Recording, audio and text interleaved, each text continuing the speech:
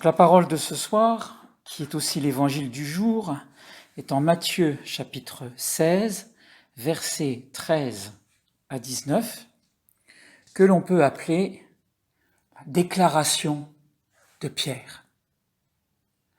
Question va être posée par Jésus, et après toutes les réponses qui vont être données, réponses qu'il a sollicitées, mais après toutes les réponses qui ont été données par les disciples qui l'entouraient, soudainement émerge la déclaration de Pierre.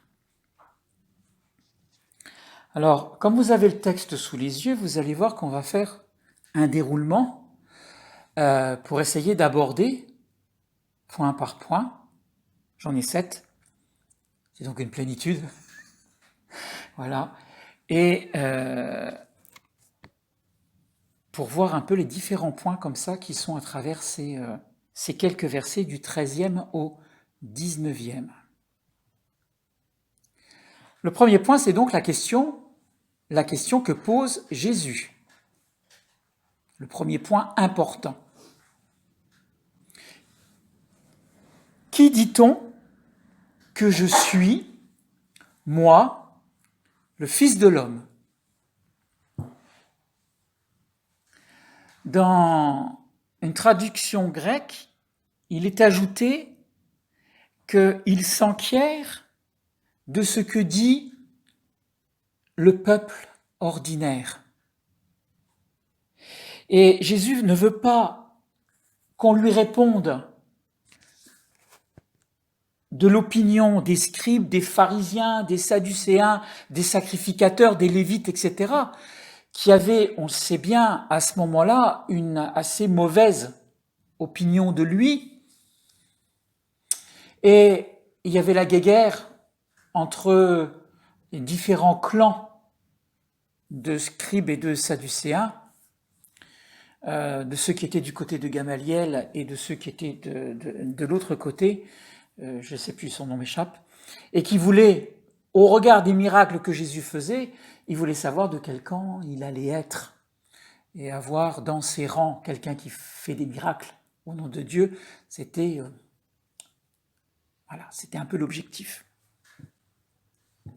C'est pas cette opinion-là que Jésus veut faire émerger des réponses des disciples.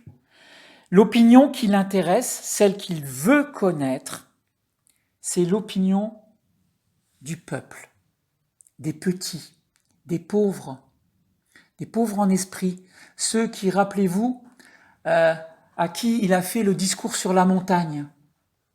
Heureux êtes-vous, vous les pauvres en esprit. C'est cette opinion-là qui l'intéresse. Et tout de suite, on va se faire ça pour nous. Jésus ne cherche pas à reconnaître la grande notoriété des clergés, des ecclésiastiques, Non. Le petit, le pauvre dans le peuple. Sais-tu qui je suis pour toi ? Qui dis-tu que je suis pour toi ? C'est là la question fondamentale qu'il est en train de poser. Moi, le Fils de l'homme, il aurait pu dire, qui dit-on que je suis ? Moi, Jésus de Nazareth. Il était plus connu comme ça, le fils du charpentier, le fils de Marie et de Joseph de Nazareth. On lui reprochera d'ailleurs. On le connaît, lui. Il vient de là-haut. Il est des nôtres. Mais c'est pas la question qu'il pose. Là qui se met l'attribut, moi, le Fils de l'homme. Alors, l'homme, il est écrit avec un petit H dans nos traductions, mais il faut l'entendre. Dans les traductions hébraïsantes, moi, le Ben Adam, le fils d'Adam, en tant qu'Adam, c'est-à-dire le premier homme, celui qui était en Éden, le premier homme créé par le Père. Je suis de cette descendance-là. Tu vois, il est même pas en train de dire je suis le fils de Marie et Joseph. Je suis fils d'Adam. Tu vois, il remonte tout de suite. On coupe court à toute la généalogie. On remonte tout de suite à l'essentiel. Je suis de cette généalogie-là. Vous vous posiez encore des questions pour savoir si Joseph était mon père ou pas mon père, si je suis venu par l'opération du Saint-Esprit ou s'il a couché avec elle en cachette. Non, non. Moi, je suis fils d'Adam. Il met du niveau. Descendant du vrai homme, avant la chute, hein, bien entendu.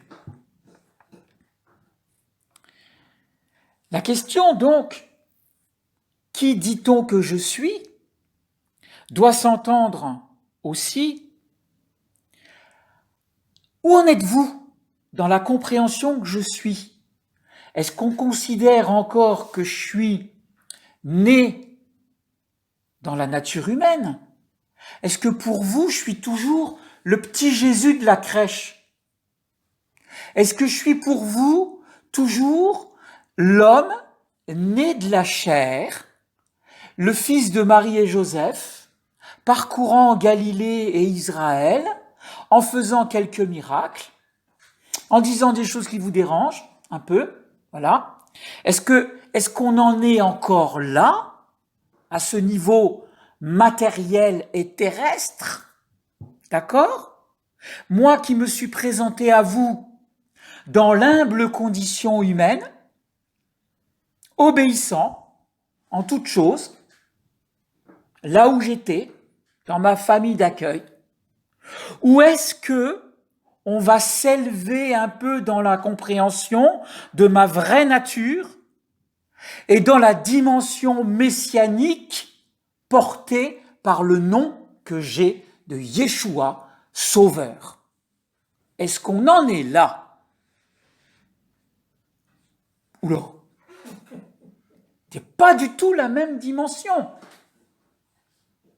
Est-ce que vous avez compris qu'en tant que Yeshua, qu'on a traduit avec le latin, etc., en Jésus, mais le nom vrai, le vrai nom plutôt, pour pas faire d'erreur, le vrai nom, c'est Yeshua, Dieu sauve.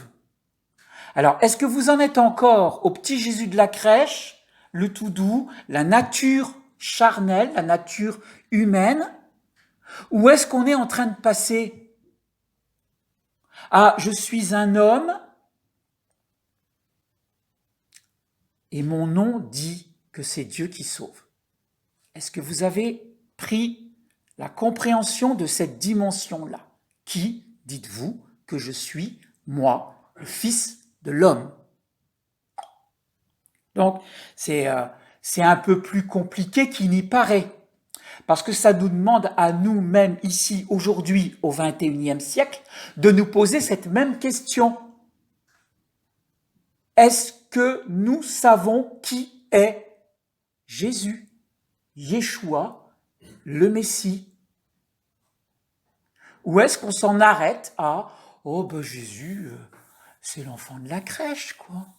C'est le mec sympa qui fait des miracles et puis qui fait un peu attention aux pauvres et puis ça nous met nos émotions un peu en vrac comme ça, on est content, on a la petite larme qui coule parce que c'est joli et puis on en reste là ou quoi? Est-ce qu'on va pas mettre un peu de consistance derrière tout ça?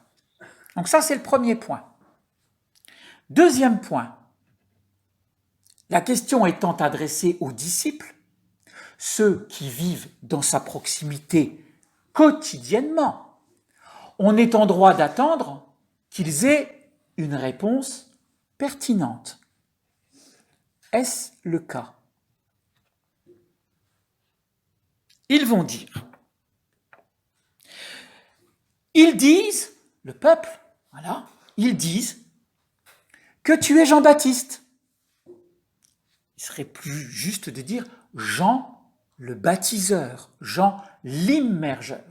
Nous, c'est devenu un prénom, mais c'est pas ça hein, dans le texte. C'est Jean et son nom, dit son père Zacharie, Jean et son nom.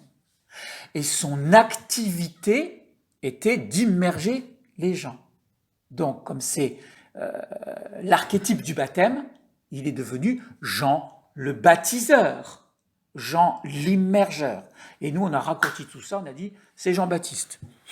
Bon, mais il faut remettre un peu les vraies choses, l'immergeur.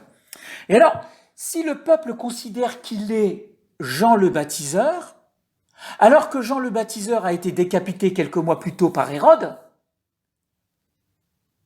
grâce à la danse pleine de volupté de Salomé, d'accord, qui a réclamé la tête de Jean-Baptiste pour la donner à sa maman qui ne supportait pas que Jean le Baptiste lui dise la vérité, que elle et son mari du moment n'avaient rien à faire ensemble puisqu'elle était l'épouse de son frère. Et donc, pour se venger et ne plus entendre cette vérité, elle a demandé la tête de Jean le Baptiste. Donc les gens croyaient que Jean le Baptiste était ressuscité alors qu'il avait été décapité quelques mois plus tôt. Donc là, on est face à une superstition qui est la même finalement que celle d'Hérode. Ensuite, ils nous disent, les autres disent que tu es Élie. Élie a toujours été une très grande figure. Et il est attendu. Son retour est espéré. On laisse même pour lui, à chaque repas de Pâques, un siège libre et une coupe dans l'attente de son retour. Parce que son retour au milieu du peuple juif est signe de la proximité, de l'immédiateté du retour du Messie. Il est annonciateur du retour du Messie. Et donc, comme il était en train de se passer des miracles, et qu'ils avaient une forte espérance du retour d'Élie, Élie faisait aussi lui-même des miracles. Rappelez-vous, le feu descendu du ciel, la sécheresse, les résurrections. Donc voilà, il a fait suffisamment de choses, et le peuple juif disait, si Élie revient, le Machiar va revenir. Il est annonciateur. En lien direct. Et il se basait aussi sur un passage de l'Écriture, Malachie, 4e chapitre, verset 5, où il est écrit « Voici, je vous enverrai Élie, le prophète, avant que le jour de l'Éternel arrive. » Et qui annonce donc le jour de l'Éternel, qui est le jour de l'arrivée du Messie. Mais alors, Élie serait revenu des mondes supérieurs. Pourquoi ? Parce qu'il a été enlevé au ciel dans un char de feu. Allez voir les livres, deuxième livre des rois, je crois, pour l'enlèvement d'Élie dans le char de feu. Donc, c'était encore une possibilité. Et puis, les disciples disent, l'un des prophètes, allez, on va élargir, l'un des prophètes, ce qui se disait comme Jérémie, parce que Jérémie était aussi une très grande figure. Et puis Jérémie, en tant que prophète, il a été persécuté. Et Jésus, en tant que prophète, il est aussi un peu persécuté par toute la classe religieuse du moment. Voilà, donc il y avait un lien qui se faisait.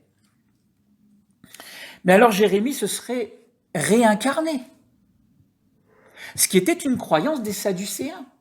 Les pharisiens croyaient à la résurrection et les sadducéens croyaient à la réincarnation. Les uns croyaient aux anges, les autres non. C'est pour ça que Paul, au moment de son procès, il dit « Moi, pharisien, je crois à la résurrection, aux anges, etc. » Et c'est la guerre, et puis voilà, et on l'extirpe de tout ce fatras-là, parce qu'on a peur qu'il s'en prenne aussi à lui, et puis qu'il dit « Voilà. » Donc, Jésus-Christ, en tant que prophète, a même eu le qualificatif d'être semblable à Moïse. Moïse, pour les Juifs, c'est top du top, quoi. C'est le top niveau. On trouve ça en Acte 3, 22. Et c'est pas pour rien si, à la transfiguration, il y a, à ce moment-là, près de Jésus, d'un côté Élie et d'un côté Moïse. La figure de la loi et la figure prophétique. Donc ça, c'est la réponse que les disciples rapportent à Jésus concernant ce que pense le peuple. Il a entendu. Et là, et vous, verset 15, et vous, qui dites-vous que je suis? Notez bien la formulation de la question. Dites. La réponse est déjà dans la question. Je suis. On nous dit que quand il a répondu dans le jardin, qu'on est venu le chercher avec les bâtons, les torches, etc., dans l'évangile de Jean, on nous dit, quand il a répondu « je suis », certains textes disent « ils reculèrent », d'autres textes et d'autres traductions disent « ils tombèrent à terre ». Est-ce que tu imagines la manifestation de Dieu dans la chair? Il dit « je suis ». Eh bien, tu ne tiens pas face à Dieu. Boum. C'est plus que le repos dans l'esprit qu'on connaît un peu dans les rassemblements charismatiques. C'est pof, tu t'écrases par terre. Il n'y a plus personne. Tu ne tiens pas face à la présence de Dieu. Voilà. C'est une petite anecdote comme ça. Mais alors, ce « et vous », mais cette question-là, elle traverse 21 siècles, et aujourd'hui, il nous pose la même question. Et vous? Et nous? Qui dit-on qu'il est? Le petit Jésus de la crèche? Le fils adoptif de Joseph? Le Nazaréen? Enfin, tout ce qui est lié à la chair et à la terre. Est-ce qu'on a cette même réponse? Cette question est tellement importante qu'elle est à la base du catéchisme, aussi bien pour les tout petits que pour les plus grands. Qui dis-tu que Jésus est pour toi et pour l'Église? Pourquoi cette question est si importante?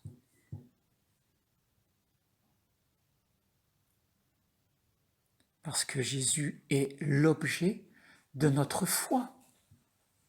C'est en lui que nous disons croire.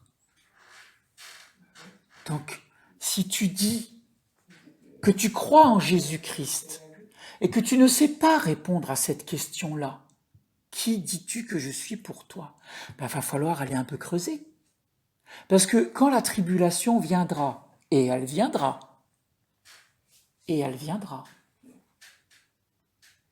sur quoi va être étayée notre foi?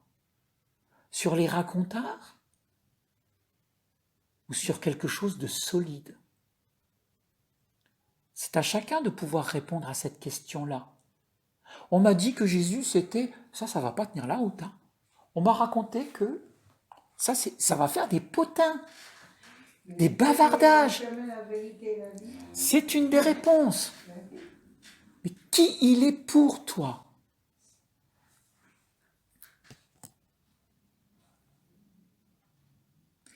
Les disciples, ils ont vécu 3 ans quotidiennement avec lui, sauf peut-être les quelques jours où il les a envoyés dans les villages à côté et ils se tenaient un peu à distance. Mais ils étaient 24 ensemble quasiment, sauf quand ils s'éloignaient pour aller prier. C'était la vie quotidienne ensemble. Pour autant, ils se sont longtemps trompés sur son compte. Très longtemps. On nous rapporte même en Actes 1, 6, au moment, juste avant l'ascension, juste avant qu'il soit élevé de terre vers le Père, ils étaient encore en train de poser la question, je cite, « Seigneur, est-ce maintenant que tu vas rétablir le royaume d'Israël ?» C'était encore à côté de la plaque. Parce que il lui avait déjà posé une question similaire avant la passion, avant la crucifixion. Et il se disait, Ben maintenant qu'il est ressuscité, pardon, c'est bon, il va le faire, la restauration du royaume d'Israël. Les Romains, on va les foutre dehors. Et Israël va reprendre son indépendance. Est-ce maintenant que tu vas restaurer le royaume d'Israël et pas ce roi fantoche d'Hérode qui était copain des Romains et qui a été placé comme une marionnette à ce poste-là? Est-ce que tu vas nous proposer un vrai royaume d'Israël avec l'unité des 12 tribus d'Israël comme c'était avant pour qu'on soit à nouveau une nation forte? Les 12 tribus réunies, unifiées avec un roi. Alors que là, excusez-moi l'expression, mais c'est comme, comment disait, ça m'échappe, c'est le bordel, quoi. Il y en a pas un qui tient la route. Le roi qui est en place, c'est un suppôt de Rome.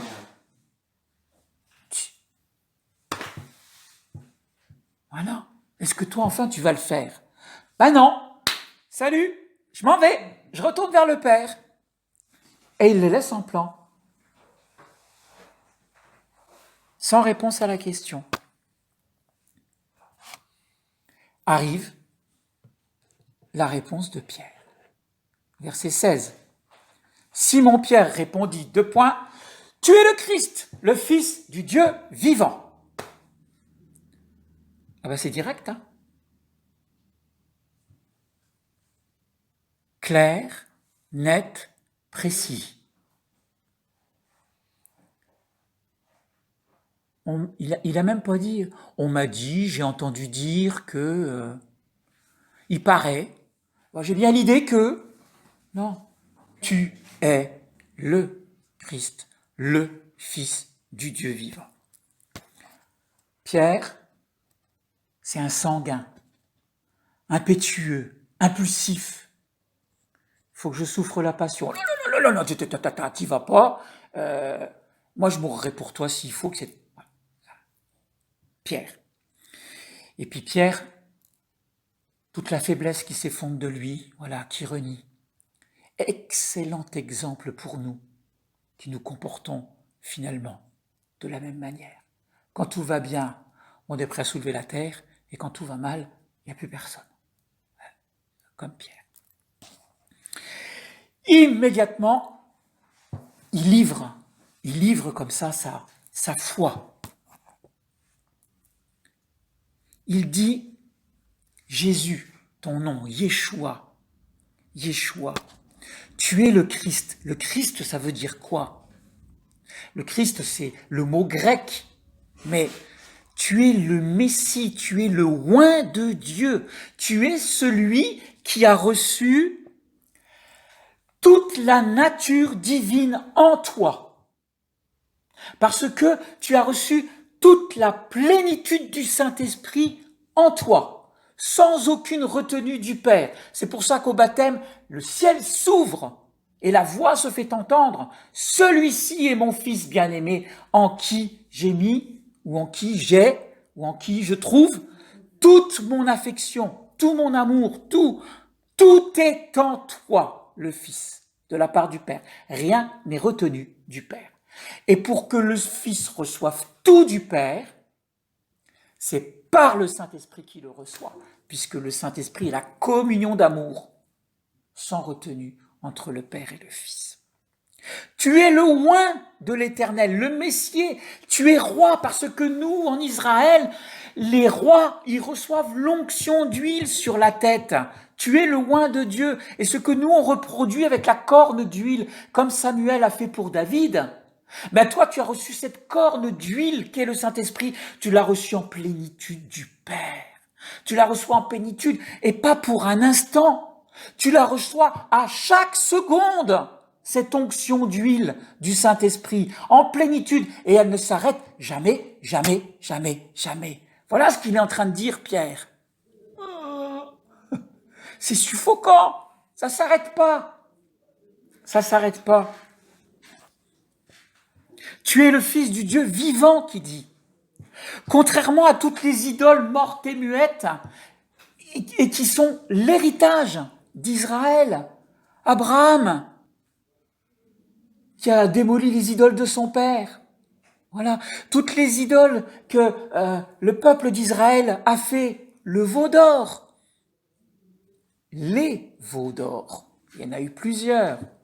Voilà, les idoles que la femme à Jacob, Rachel, a volées à son père, qui est quand même une matriarche.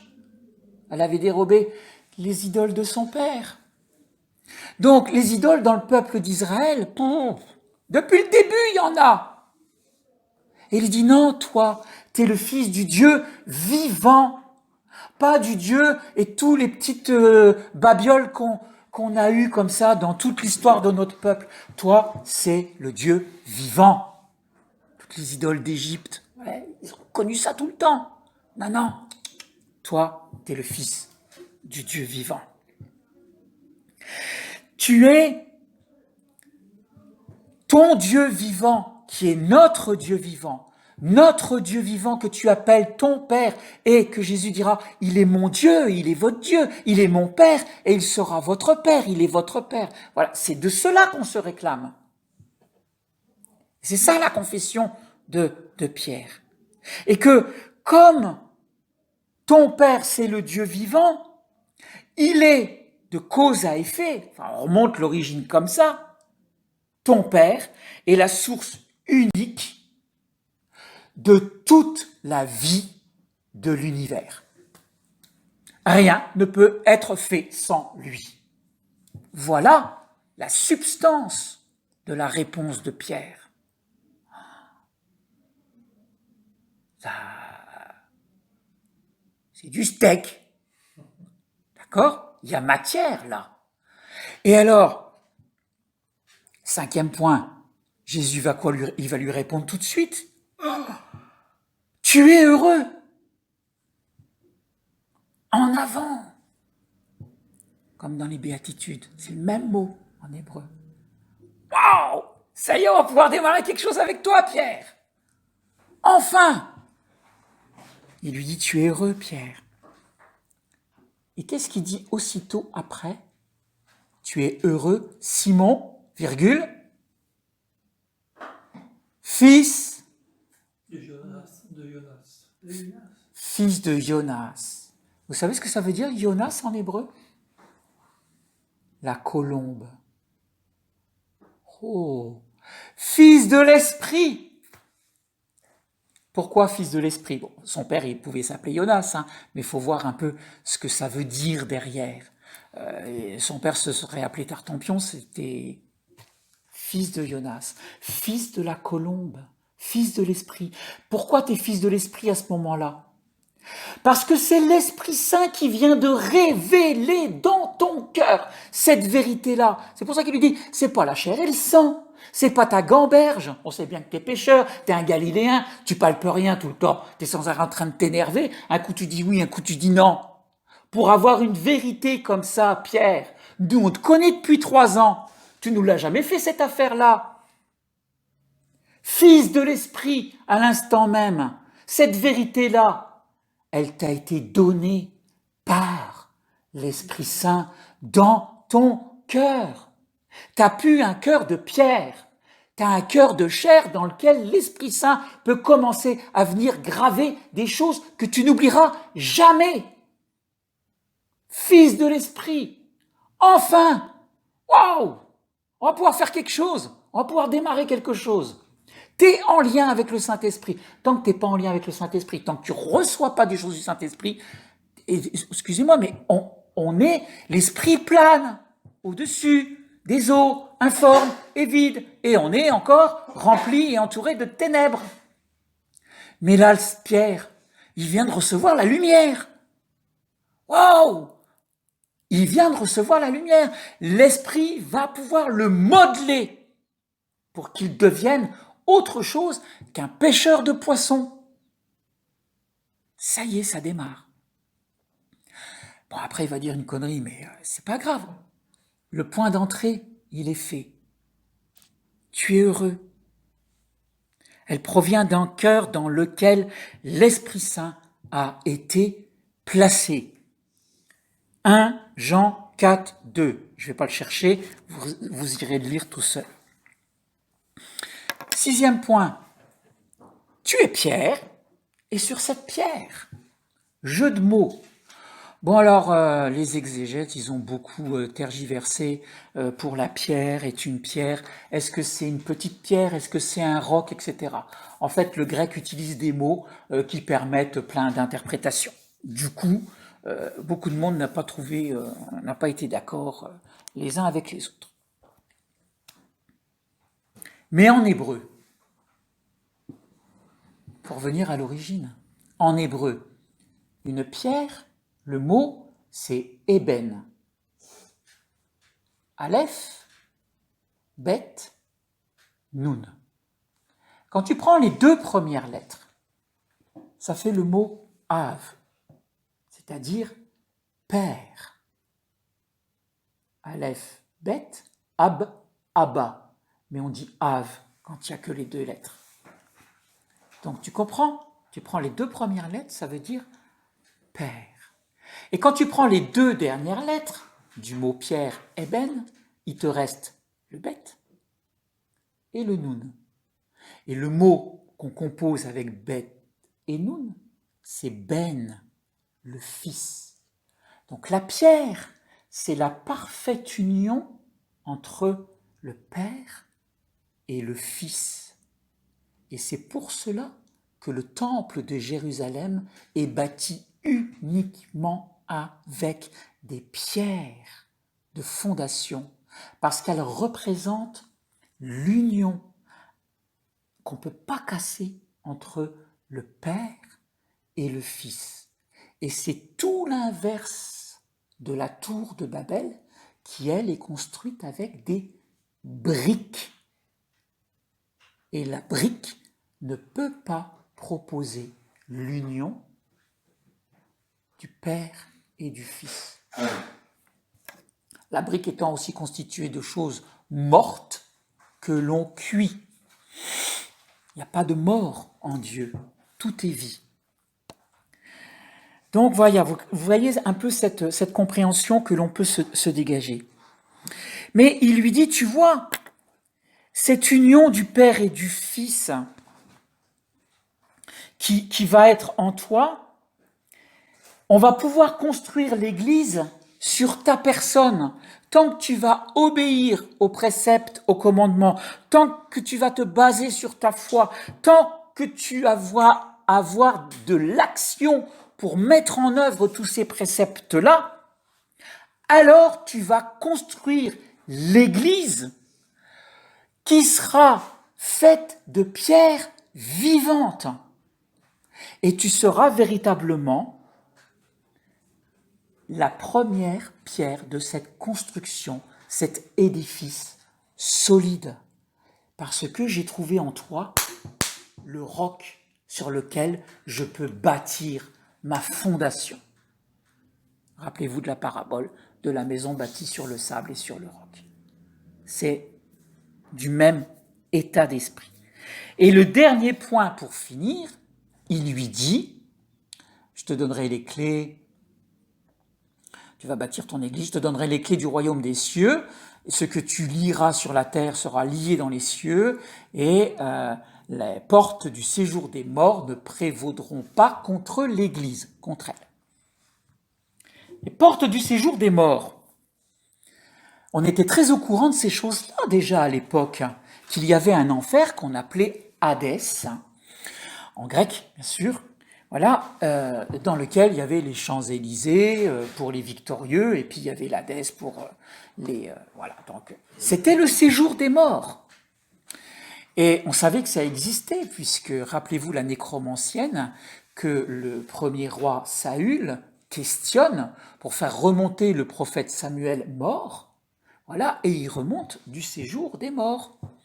Pas de l'enfer, hein, du séjour des morts, de l'Hadès, qui était connu comme portant ce nom-là, moi, en grec.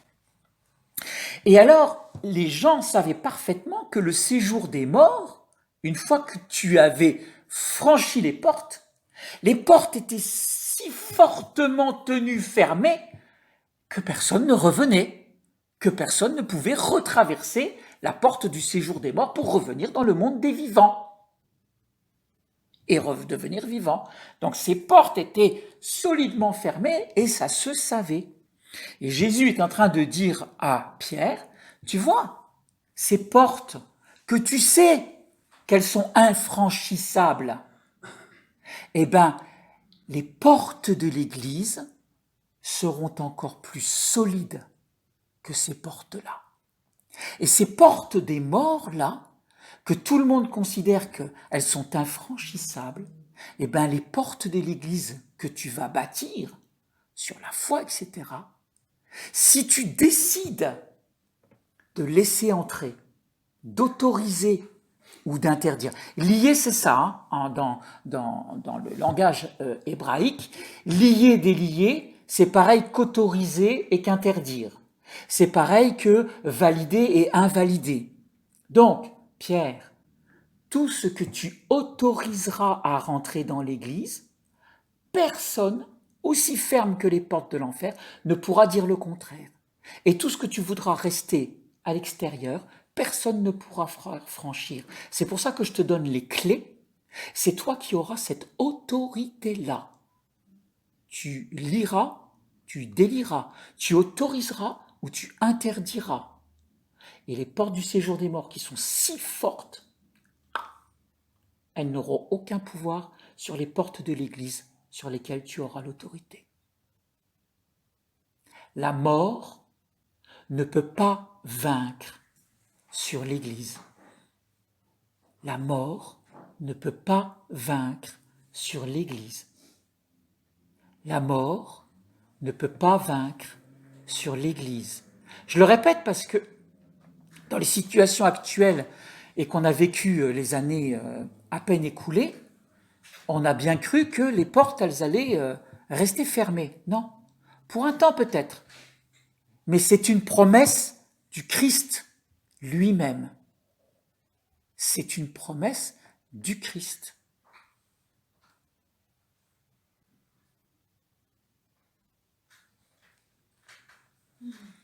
Voilà.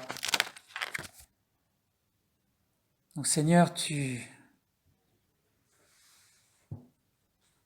attends de nous que nous sachions qui tu es. Qui tu es. Et si nous n'avons pas bien compris qui tu es, ou si nous t'avons collé sur toi des petites images d'Épinal naïves, et nous te demandons humblement que tu viennes nous révéler qui tu es par ton Saint-Esprit. Car il serait vraiment très ennuyeux que nous croyions en quelqu'un que tu n'es pas, et que nous t'enfermions dans une image d'Épinal qui ne correspond pas du tout à qui tu es, vraiment. Seigneur, viens nous révéler dans notre cœur ton identité. Jésus-Christ, Fils du Dieu vivant. Amen.